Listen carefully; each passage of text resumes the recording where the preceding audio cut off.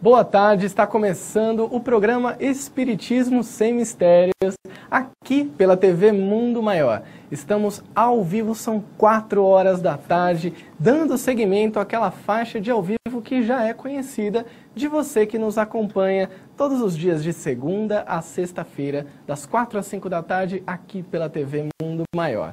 Tenho a honra e o grande prazer de estar aqui com André Luiz Ruiz. Boa tarde, André, tudo bem? Olá, Júlio. A honra é toda minha, fico muito feliz de retomar o estudo do Livro dos Espíritos que nós começamos na semana passada, não é mesmo? Exatamente.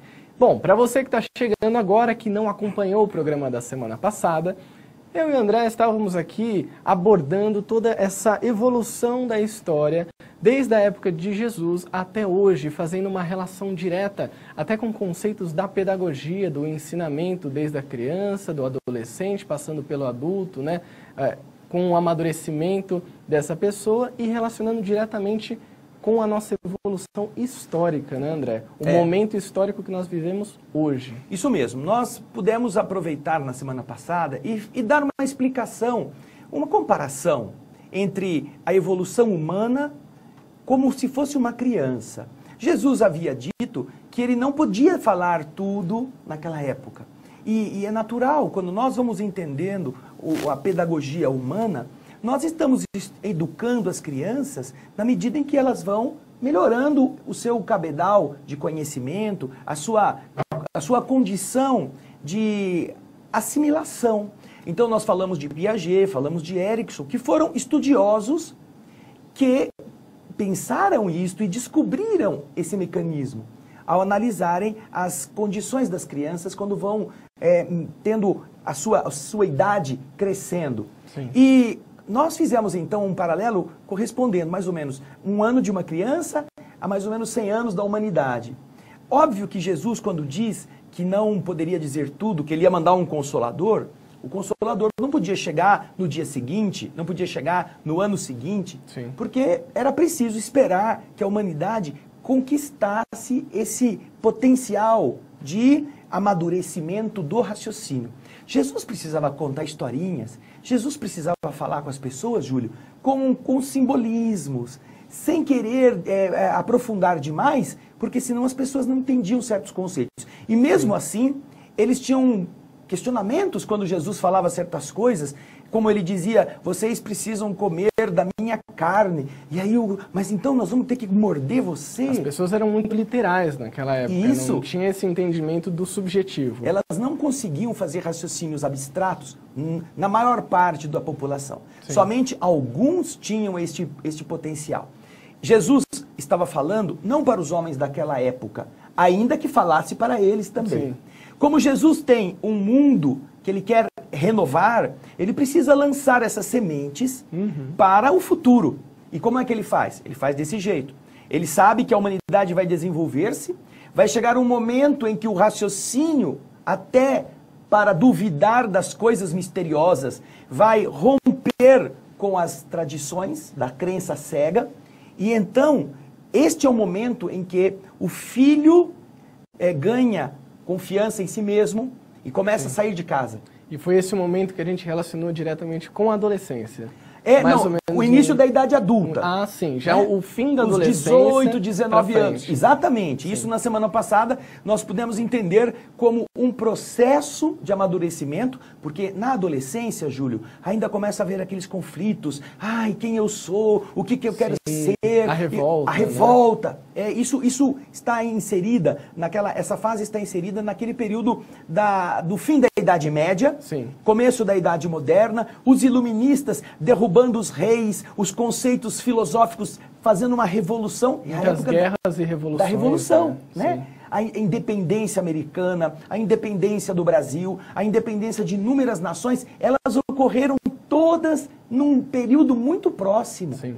Fruto deste caldeirão efervescente, desta mudança da infância, passando pela adolescência, a chegar num estágio de raciocínio não maduro totalmente, mas já seguro de si mesmo. Sim. Então, o nosso programa da semana passada, e você que está em casa, já pode, inclusive, acessá-lo, não é? Sim. Já está disponível, não é? Exatamente. Você que está em casa nos acompanhando, nós já estamos disponibilizando através do YouTube da TV Mundo Maior, programas do Espiritismo Sem Mistério, quanto outros programas que já estão sendo colocados para que você assista no horário que for melhor para você.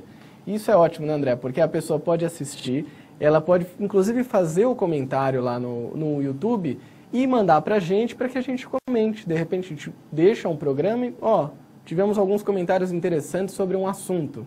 Então, você pode entrar lá e deixar a sua mensagem para a gente. Aliás, isso que nós estamos falando agora está bem explicadinho lá no nosso programa da semana passada.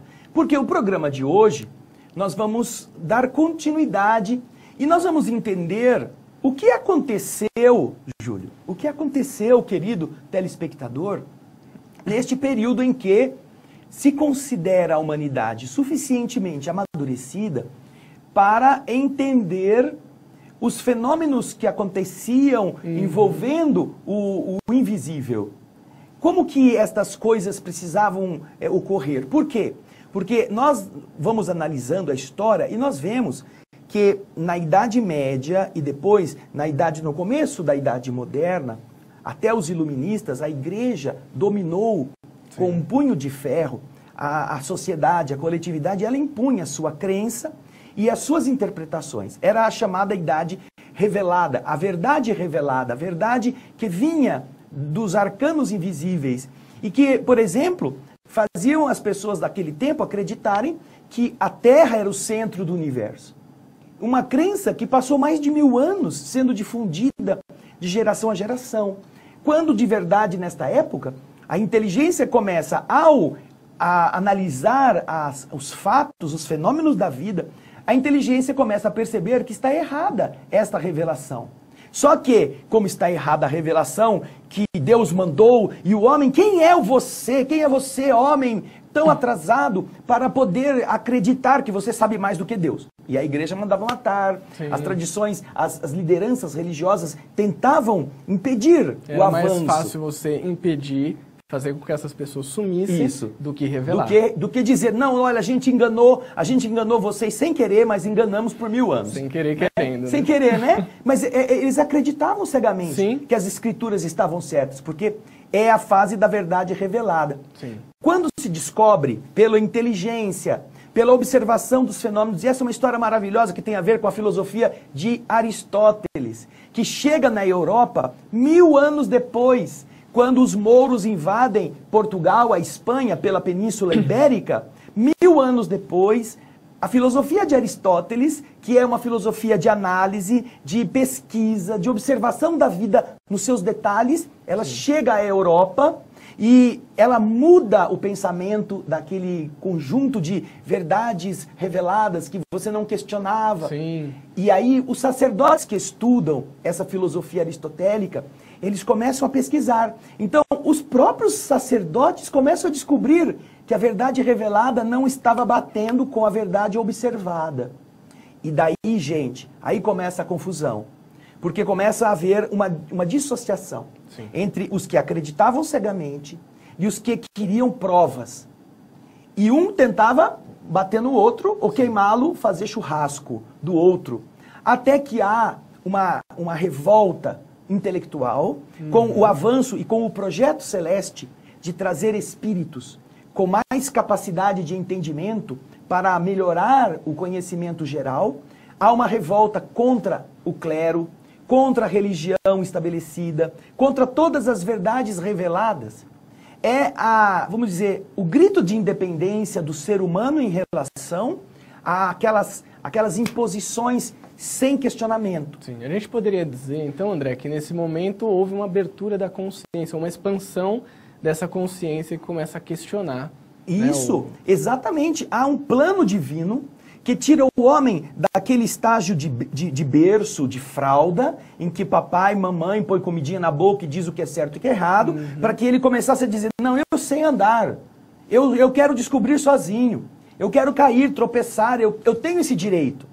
E então, nós encontraremos o raciocínio inquieto, até negando a realidade de Deus, porque essa é uma época, fim do século XIX, ou fim do século XVIII, começo do século XIX, é uma época que o homem nega a divindade, ele se afasta de Deus, eles se divorciam da igreja, a igreja é tida como uma coisa nefasta. Igrejas são pilhadas, são queimadas na França. É uma revolta, é aquele impulso contido por milênios ou séculos que agora se vinga. Mas não quer dizer que a igreja morreu, nem que a igreja não presta. Agora, o que há é esse conflito entre o homem que começa a querer explicações, e ele já percebeu que se ele pesquisar, estamos na época dos descobrimentos, começa a indústria a dar os seus primeiros passos, a engenhosidade, o raciocínio começa a produzir coisas exuberantes. Como ficar sob o peso de padres que querem dizer o que é certo e o que é errado, que isso é pecado, que isso vai para o inferno? Então, esse é o cenário. Quando a mente está curiosa e ela tem vontade de ir buscar. É a fase em que nós, na semana passada, explicamos que era necessário, Júlio, que a humanidade percorresse para que o Consolador chegasse agora de uma forma diferente. Não mais como um homem explicando tudo. Para que ele fosse descoberto. Mas isso é assunto para o nosso próximo bloco, que tem uns videozinhos muito bacanas. Que a gente vai assistir, vai entender um pouco melhor sobre isso que estamos trazendo hoje no programa. Você que está em casa, quer participar conosco, tem dúvidas sobre o programa, quer deixar sua mensagem, enfim, o seu recado, entra lá no Facebook da TV Mundo Maior. É facebook.com/TV Mundo Maior. Lá a gente fez um post, como sempre, com uma imagem do programa, uma postagem, né, com o logo do programa Espiritismo Sem Mistério. E ali mesmo você pode deixar a sua mensagem, mande a sua cidade para que a gente possa mandar aquele abraço para vocês que estão nos acompanhando no Brasil inteiro. Nós vamos para um rápido intervalo e nós já voltamos.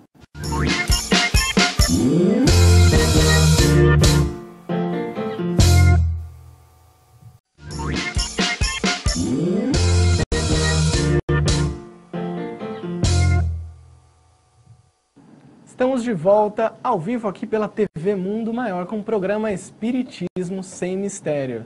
André, estávamos aqui já conversando, retomando, né, o tema da semana passada.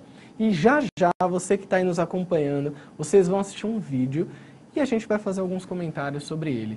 Mas antes disso, eu gostaria de falar um pouco com você. Você que nos acompanha através do tablet, do celular, do seu computador ou até da sua TV parabólica.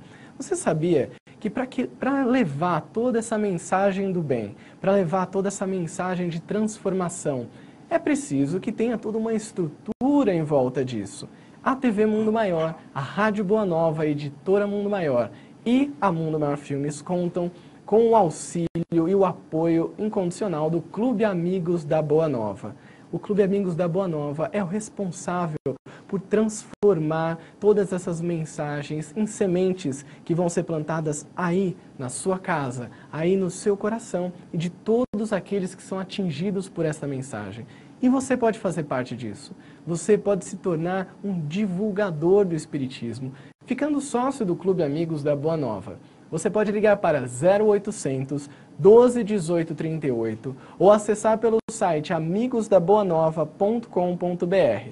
E além de também transformar este planeta em um planeta de regeneração, você tem uma série de benefícios, como descontos em livros, em DVDs, em eventos, enfim, uma infinidade de coisas que você receberá se associando ao Clube Amigos da Boa Nova. Fique sócio e ajude a transformar este planeta.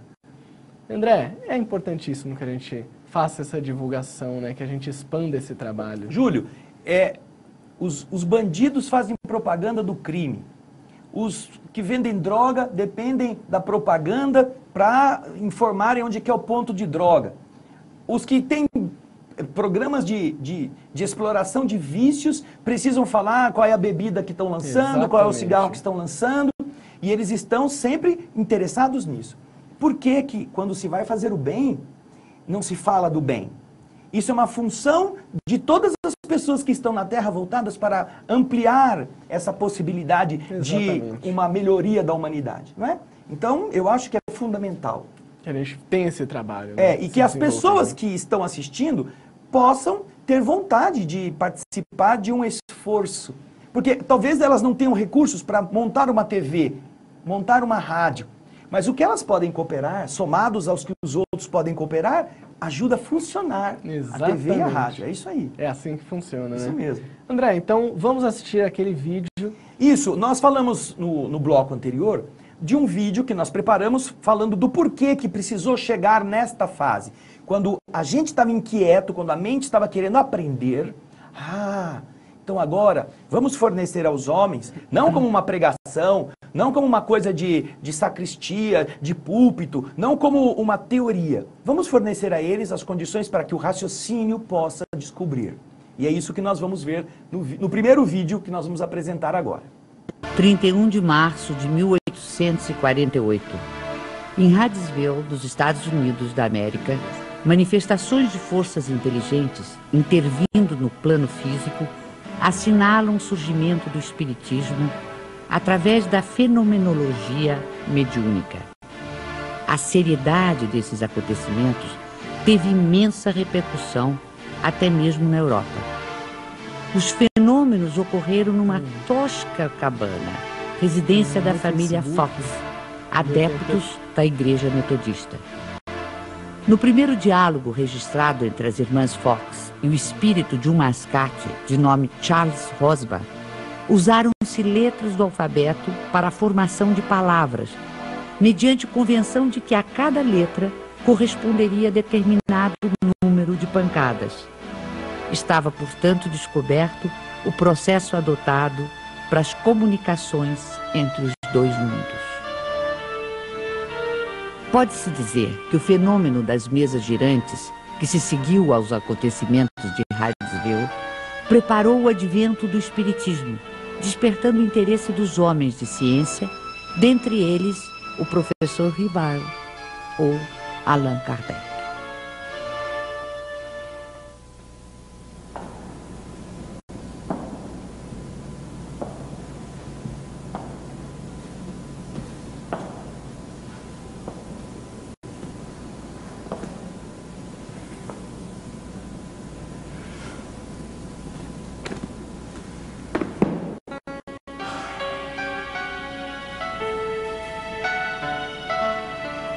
Foi em 1854 que pela primeira vez ouvi falar das mesas girantes. Encontrei um dia o magnetizador, o Sr. Fortier, que conhecia desde muito tempo. Disse-me ele que já não eram somente as pessoas que podiam se magnetizar, mas também as mesas, conseguindo-se que elas caminhassem e girassem à vontade. O fato não me pareceu radicalmente impossível.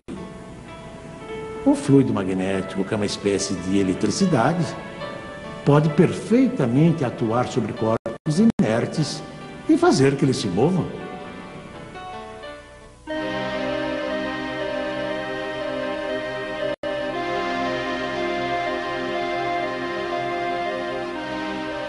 Algum tempo depois, encontrei-me novamente com o Sr. Fortier, que me disse ter um fato muito mais extraordinário.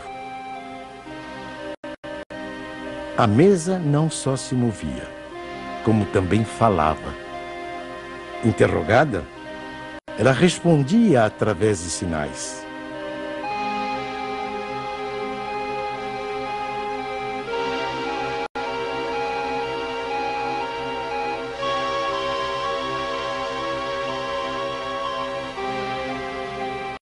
Eu estava, pois, diante de um fato inexplicado, aparentemente contrário às leis da natureza e que a minha razão repelia. Sabia apenas que as experiências eram realizadas em presença de pessoas honradas e dignas de fé. No ano seguinte, o Sr. Carlotti amigo de 25 anos, me falou dos mesmos fenômenos com entusiasmo.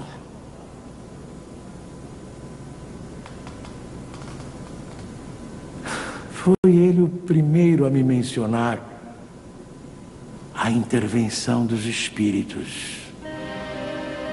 E me contou tantas coisas surpreendentes que, longe de me convencer, me aumentou as dúvidas.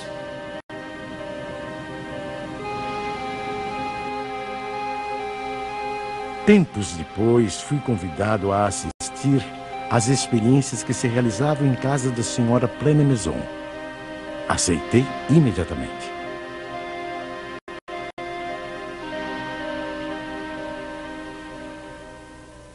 Foi aí que, pela primeira vez, presenciei o fenômeno das mesas que giravam, saltavam e corriam.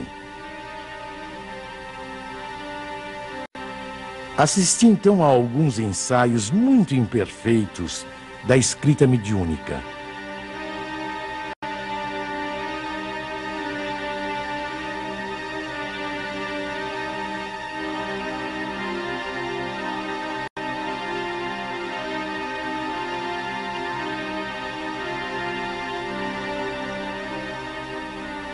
Sem dúvida, havia ali um fato que necessariamente decorria de uma causa. Por isso que nós dissemos que foi necessário esperar o tempo. Quando os homens queriam provas, quando eles não aceitavam mais verdades reveladas, quando eles queriam aprender pesquisando, o que é que o mundo espiritual então viu? Que chegou o momento de trazer o mundo invisível de volta ao coração das pessoas através do pensamento. E então surgiram os fenômenos físicos. Começaram nos Estados Unidos, migraram para a Europa e em muitos lugares, como vocês viram neste vídeo e vão ver no próximo bloco, logo no começo, isto era assunto de salão. Aqui na geral, olha, isso aqui era uma coisa que as pessoas, como se eu e o Júlio estivéssemos em um ambiente e as pessoas paravam, se sentavam, ao invés de ficar dançando, e começavam a ver a mesa girar. A mesa começava a girar, ou começava a se mover, as pessoas faziam também, códigos, a bater. A letra A significava uma batida, a letra B duas. Então, a mesa, eles faziam perguntas para a mesa, mas eram perguntas bastante, assim, triviais, da curiosidade humana, sem muita profundidade. Mas havia já alguém na Terra com a missão de pesquisar isto. Eu quero entender como funciona.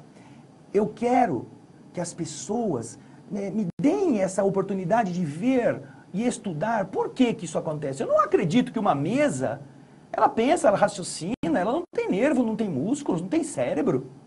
E este foi o momento em que o fenômeno físico, uma coisa que não se podia negar, os olhos não teriam como dizer isso não existe. Podem dizer eu não sei, podem dizer eu não entendo, mas não existe e não dá para dizer. E agora no próximo bloco, a gente vai ver a segunda parte do vídeo que explica essa questão. Bom, nós vamos para um rapidíssimo intervalo. Você que está aí nos acompanhando, quer participar do programa? Você também pode mandar um e-mail para esm@tvmundomaior.com.br. Deixe a sua mensagem, participe conosco, mande o seu recado, que nós vamos ler aqui nos próximos blocos. Então, continue conosco, nós vamos para um rápido intervalo e já voltamos. Até lá!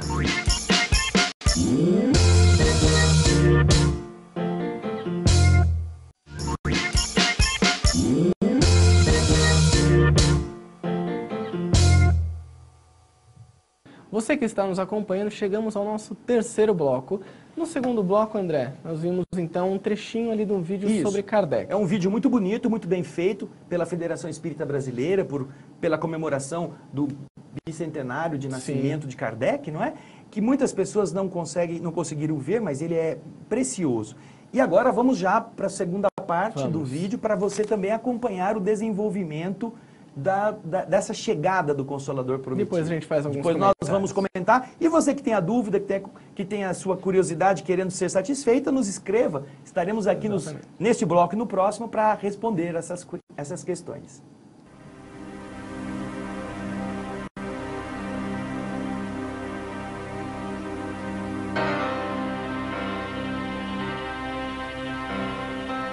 Foi nessas reuniões que comecei os meus estudos sérios de espiritismo. Menos ainda por meio de revelações do que de observações.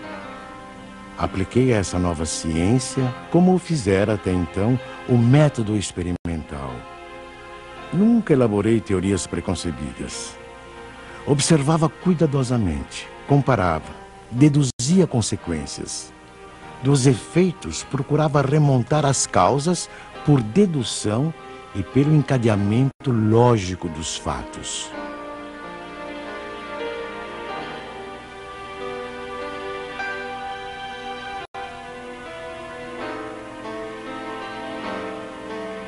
Um dos primeiros resultados que colhi das minhas observações foi que os espíritos, nada mais sendo do que a alma dos homens, não possuíam nem a plena sabedoria, nem a ciência integral. O saber de que dispunham se limitava ao grau que haviam alcançado de adiantamento. A opinião deles só tinha o valor de uma opinião pessoal.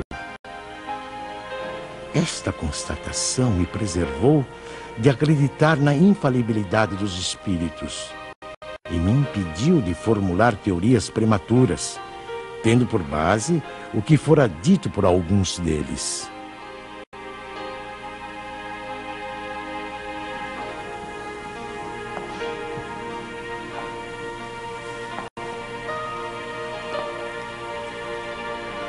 O simples fato da comunicação com os espíritos, dissessem eles o que dissessem, provaria a existência do mundo invisível ambiente. Já era um ponto essencial, um imenso campo aberto às nossas explorações. O segundo ponto, não menos importante, é que aquela comunicação permitia que se conhecesse o estado desse mundo, seus costumes. Se assim podemos nos exprimir. No ano seguinte, em 1856, passei a frequentar também as reuniões espíritas que se celebravam em casa do Sr. Rustam. Eram sérias essas reuniões e se realizavam com ordem. As perguntas fúteis haviam perdido todo atrativo para a maioria das pessoas. Quanto a mim, ia obtendo a resolução dos problemas que me interessavam, do ponto de vista da filosofia, da psicologia e da natureza do mundo invisível. Levava para cada sessão uma série de questões preparadas e metodicamente dispostas. Pouco a pouco, as sessões iam assumindo caráter muito diverso. Entre os assistentes contavam-se físicos, matemáticos, estudiosos e cientistas das mais diferentes áreas do conhecimento humano. Todos formulando perguntas, aprofundando temas e questões.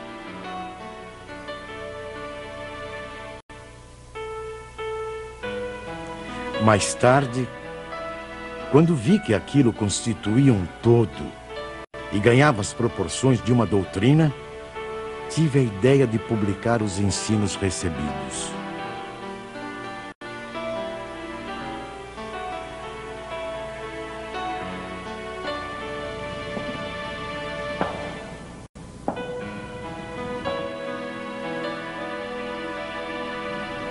O meu trabalho, em grande parte, já estava concluído e tinha as proporções de um livro. Mas eu fazia questão de submetê-lo ao exame de outros espíritos, com auxílio de diferentes médiuns. Mais de 10 médiuns participaram do trabalho. Da comparação e da fusão de todas as respostas coordenadas, classificadas e muitas vezes retocadas no silêncio da meditação, foi que eu organizei a primeira edição de O Livro dos Espíritos. Vocês puderam acompanhar, então, aí um vídeo com a história, um pouco da história de o lançamento do Livro dos Espíritos e do processo, do método empregado por Allan Kardec. André, essa é uma coisa interessante, Júlio, porque este vídeo é mais longo, ele tem muito mais detalhes, ele aborda os aspectos da doutrina espírita como um todo. Mas nós não podíamos gastar o vídeo todo no nosso programa, porque nós temos que trabalhar outros temas.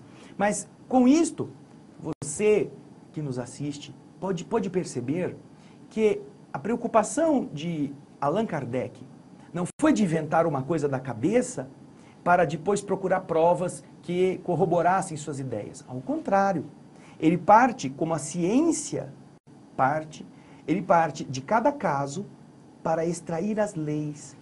Ele conta que ele descobriu neste contato uma coisa muito importante que norteou sua pesquisa, que o fato de ser espírito não quer dizer que sabe tudo. Ele descobre espíritos que sabem a mesma coisa que homens e ainda espíritos que sabem menos do que os próprios homens. Por isso, ele não partiu de um pressuposto pré-concebido, como o nome já está dizendo, pressuposto, um suposto previamente. Não. Ele vai pesquisando, ele vai perguntando, ele vai buscando dos espíritos respostas. E aí ele coordena isto e ele descobre que há um conjunto lógico. E é isso que aqui, na geral, eu quero que as pessoas estejam percebendo nesse diálogo com o Júlio. Há uma lógica. Sim. Existe um porquê a gente pede para vir aqui para geral. Porque eu vou falar com você. Quando eu quero falar com o telespectador, a gente vai para outra, para fechada. Então, há uma lógica. As coisas funcionam já na vida física, já na Terra, dentro de certas leis. E aqui, Kardec faz a mesma coisa. Ele descobre que o mundo espiritual, Júlio, telespectador, o mundo espiritual tem uma lógica. E ele começa a investigar essa lógica. Ele começa, através das perguntas, ele começa a pôr os espíritos na parede. Sim. Isso é bacana. O que eu acho interessante, André, é que na investigação que ele faz, ele não faz uma pergunta para um espírito, ele faz uma pergunta para vários espíritos ao redor do mundo. Kardec, e isso muito legal que você tenha lembrado, Kardec, ele falava muitos idiomas. Sim. Ele era poliglota. Ele tinha facilidade de se expressar. Então, o que ele fazia? Ele sabia que as verdades, e aí está a autoridade da doutrina espírita, Sim. a verdade que é real na França não pode ser diferente na Alemanha. Uma coisa, um princípio que tem valor na Espanha, não pode ser o oposto na Itália.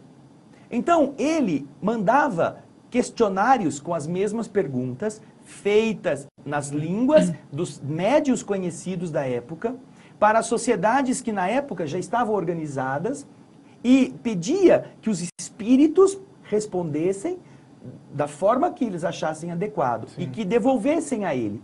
Para que, depois de estabelecido a primeira base, o primeiro alicerce, ele comparasse as respostas vindas entre médios que nunca se haviam conhecido, que estavam em civilizações e em comunidades totalmente distintas, com hábitos diferentes, Sim. porque ele sabia, se uma coisa fosse verdade, deveria ser universalmente conhecida. Mesmo com idiomas diferentes, com descrições diferentes, ela deveria ser universalmente conhecida. E então, se a reencarnação era um fato, o alemão receberia uma mensagem de um espírito em alemão que diria que a reencarnação é verdade. O espanhol receberia em espanhol a resposta dizendo que realmente nós vivemos muitas vidas.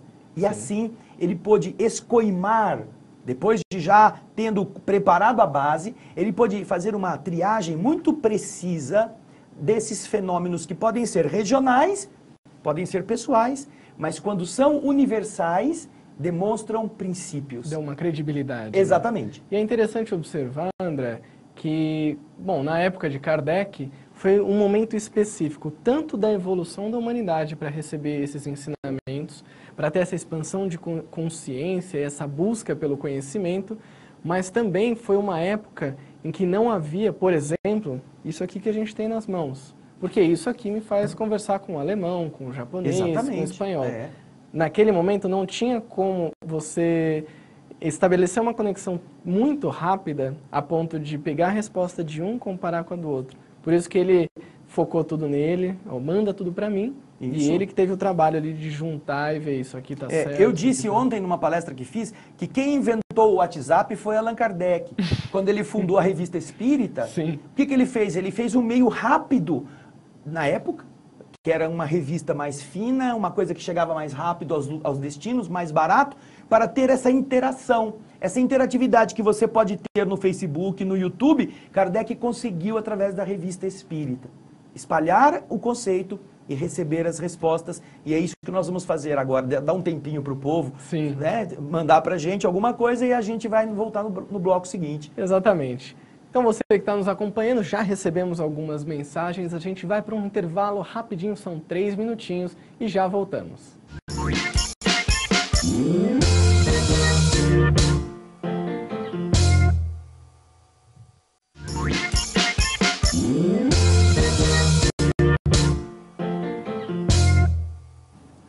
Estamos de volta para o quarto e último bloco do programa Espiritismo Sem Mistério.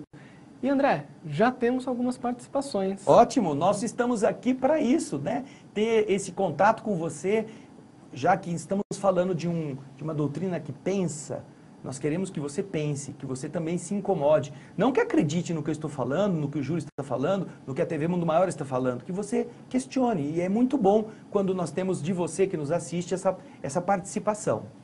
E é interessante, André, que nós tivemos 2 participações hoje, no programa de hoje. Uma do Júlio Natal Farias. Um abraço, Júlio, obrigado pela mensagem. Ele parabeniza o programa e diz que está acompanhando. E a Sheila Crianças, que também fala aqui que ontem ela foi assistir o filme Nos Passos do Mestre, que está em cartaz nos cinemas de São Paulo, Fortaleza, Guarulhos, enfim, algumas cidades vocês podem acompanhar pelo Facebook. E ela também faz uma relação do filme, das nossas explicações com os nossos próprios passos. Então, obrigado, Sheila, mais uma vez pela sua mensagem. E, André, tem mais uma mensagem que a gente comentou aqui nos bastidores que eu acho interessante a gente falar, que é da Célia de Oliveira Maciel. Ela comentou no nosso programa que foi postado, o da semana passada. Então, mais uma vez, a gente convida vocês que estão nos assistindo agora, ou na reprise, ou no YouTube, que nos acompanhem também através do YouTube da TV Mundo Maior, que é o youtube.com/TV Mundo Maior. Obrigado pelas mensagens e continuem conosco. Isso. Agora, Júlio, também há possibilidades de, através do e-mail, quem quiser mandar por e-mail também pode mandar pelo né? e-mail também. Isso. Você que quiser participar do programa Espiritismo Sem Mistério, pode mandar um e-mail para esm@tvmundomaior.com.br. Se você tiver alguma dúvida que surgiu ao longo da semana, mande para nós que nós vamos respondendo ao longo dos programas. Essa realidade da doutrina espírita, ela, ao mesmo tempo que para alguns incomoda, porque vai fazer a pessoa ter que refletir sobre alguns conceitos antigos, alguns conceitos complicados, para outros é uma descoberta de uma mina, de uma fonte, que a pessoa sempre teve dúvida e não sabia como esclarecer. E estas 2 vertentes, Kardec encontra quando é lançado o Livro dos Espíritos, quando essa doutrina começa a fluir pelas classes mais cultas da sociedade da época, para explicar os fenômenos, não por uma visão mística, por uma forma de acreditar cegamente, porque vovó falou, mas com demonstrações. Agora, Kardec está ensinando, porque aprendeu isso, que os espíritos estão vivos e eles podem intervir na vida material, eles podem acompanhar o desenvolvimento das pessoas e mais do que isso, não é que podem, eles fazem isso o tempo todo, né? Como tá eles ajudam as pessoas para que elas se melhorem. Como Jesus demonstrou lá no começo, existe um plano, não é por acaso que as coisas acontecem.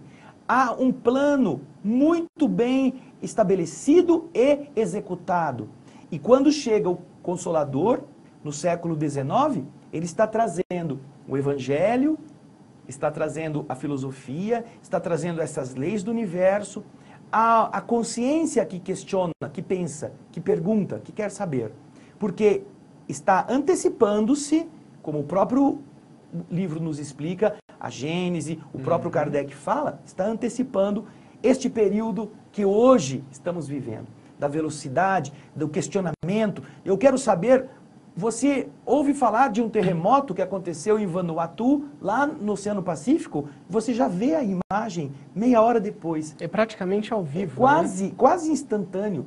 Como é que agora, numa situação desta, as pessoas terão que ficar pensando, em fumaça, em fogo fato, e escuta, como é que é isto? Será que Deus não tem uma forma um pouco mais clara? Afinal, Ele nos criou com raciocínio. E mais rápida até, né? Nos criou com inteligência. Como que nós temos que acreditar cegamente? Não há uma forma de se perguntar e de se obter uma resposta? Puxa, há uma passagem linda quando Jesus chega em Jerusalém no domingo de Ramos. Aquele domingo que antecedeu a Páscoa, quando ele vai ser crucificado. O povo fez uma festa, acreditavam que ele viesse para libertar, começar uma revolta. Então todo mundo foi receber o rebelde Jesus, que para negar isto, ao invés de entrar num cavalo alazão, preto, todo lustroso, não, pega um jumentinho e entra montado num jumento. Você não pode entender uma imagem mais anticlímax do herói do que um homem grande montado num jumentinho. Sim. E ele entra em Jerusalém. Só que quando ele vai passando, os discípulos começam a gritar, esse é o Messias chegou, as escrituras estão se cumprindo. Todo mundo ficava eufórico com isso. Até que os sacerdotes estão tão irritados com o que os discípulos estão gritando, que eles se aproximam de Jesus e diz, mande-os que se calarem, fale para seus amigos não falarem isto. E Jesus responde para eles, uma coisa que serve para a nossa época. Jesus diz para eles, para os sacerdotes, ele diz assim, se estes homens se calarem, as próprias pedras falarão. Ele já deu um indício ali, né? Se eles não falarem, se eles não proclamarem as verdades, as pedras vão falar. E 18 séculos depois, praticamente 19 séculos depois, as mesas começam a falar. Objetos até então inanimados, que não poderiam fazer isso, né? E começam a trazer a palavra da esperança. Que coisa mais triste sepultar um filho. Ficar viúvo ou viúva e voltar para a solidão. Quando você ama, é claro, não é? O seu cônjuge. Que coisa mais desagradável você perder um amigo. Essa palavra perder, essa palavra despedir-se para sempre, foi assassinada. Ela foi assassinada pela doutrina espírita. Por isso que Kardec, e nós vamos aqui para geral, Kardec, ele altera essa palavra para a palavra desencarnação. Porque a palavra morte tem todo um psiquismo de despedida, de medo, de pavor, de fim. Mas desencarnar é sair da carne, como se você tira a roupa, sai da roupa e você continua a existir. Que coisa mais esperançosa é você saber que o seu filho não está debaixo da terra. Apenas a roupa. Que ele continua vivendo, que você vai sonhar com ele, que você vai reencontrar o ente querido, que você vai ter o coração abastecido por esse contato. E então, puxa, chegou a hora, não é? De a gente, ao invés de ficar visitando os cemitérios, a gente possa fazer parte dessa vida universal que dá às pessoas o porquê viver. Sim. Você Tem não um está propósito, no fim. né? Isso que você falou é fundamental. É você ter propósito para estar na Terra. Não acreditar cegamente, não transformar a bondade em dar coisas, dar dinheiro, mas ajudar a si mesmo e a coletividade a ser melhor. Chegou a hora da razão. Por isso que o Consolador Prometido também chegou.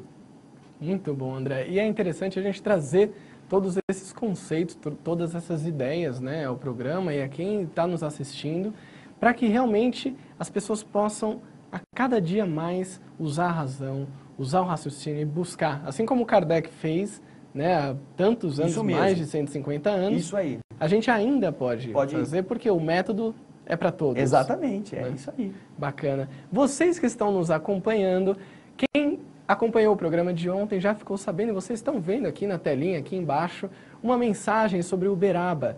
Então saiba que em Uberaba, Minas Gerais, nos canais 11 e 31, a TV Mundo Maior está sendo exibida em TV aberta. Você que está em Uberaba agora, um grande abraço, que está nos acompanhando. Nós estamos ainda em um caráter experimental nesses canais. Vamos ficar por 3 meses, mais ou menos, até o final de junho. E você que está nessa cidade, você pode nos ajudar a manter o canal da TV Mundo Maior. Estamos empregando os nossos esforços para isso. Então, um grande abraço para Uberaba, a terra onde nosso querido Chico Xavier passou boa parte de sua vida. Bom, André, chegamos ao fim do programa. Ainda não. Ainda não? Você está em Uberaba, terra do Chico. Você é brasileiro, você é mineiro, você está assistindo uma TV que está levando esse Consolador prometido. Que coisa mais linda do que ver isso na televisão? Kardec não teve apoio nem para fazer um discurso que havia sido marcado para um determinado local e na hora o prefeito da cidade cancelou a disponibilidade. Kardec teve que fazer em cima do jardim, no jardim de uma casa. Você está na sua casa, recebendo uma mensagem de esperança. Não é o que muita gente pensa, fumaça saindo dos cantos, pena de galinha voando, sangue escorrendo pelas paredes. O Espiritismo não é isto. Você que está aí e está vendo na TV aberta, tanto quanto todos nós que estamos participando para ter este mundo melhor, vamos parar de criticar as coisas que estão erradas.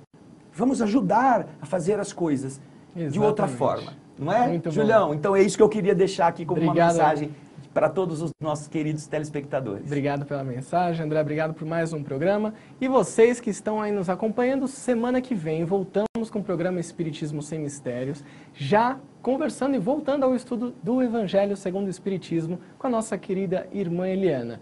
Uma ótima semana a todos, fiquem com Deus e até semana que vem.